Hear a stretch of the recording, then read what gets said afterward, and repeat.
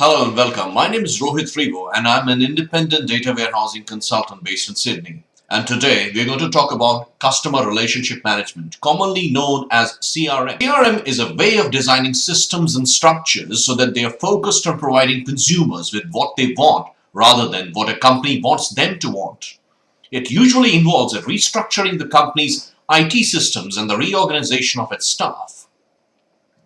CRM is heavily dependent on a technique called data warehousing, a way of integrating disparate information about customers from different parts of the organization and putting it together in one huge IT warehouse.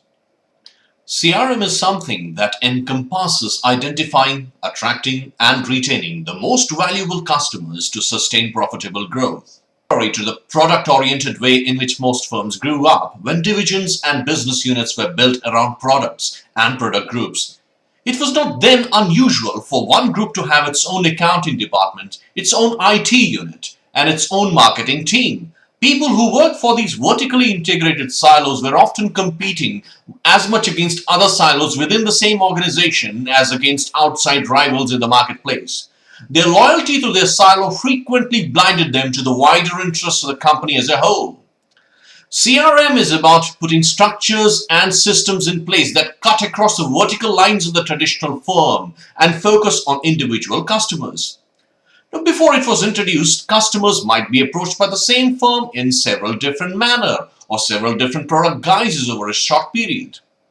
No one bit of the firm would know what the other bit was doing at any particular time. The phrase, you must have heard, the consumer is the king was first coined long before it was true, only towards the end of the 20th century when advances in technology and widespread market deregulation put enormous new power into the hands of consumers did it begin to sound hollow.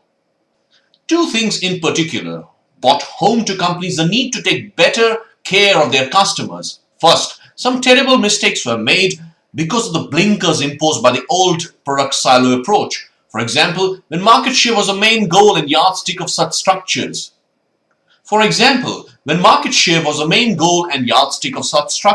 Yet when IBM was a king of the mainframe computer market, it came to understand just in time that 100% of a market that was rapidly shrinking would soon be 100% of nothing. What its customers really wanted was not mainframe computing as such, but rather the power to process information electronically.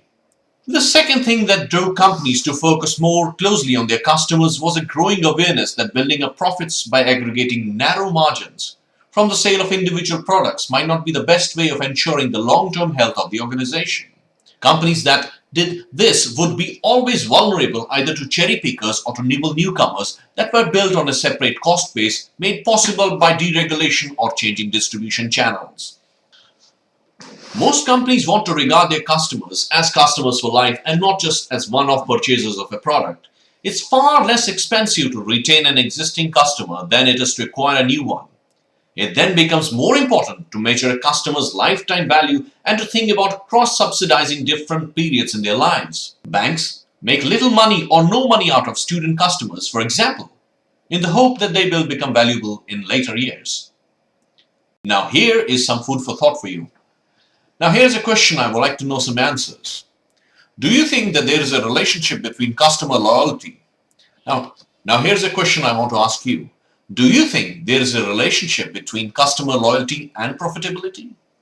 Not all loyal customers, it seems, are profitable, and not all profitable customers are loyal. What is your opinion? I would like to know. Do email me at rohitrevo@yahoo.com.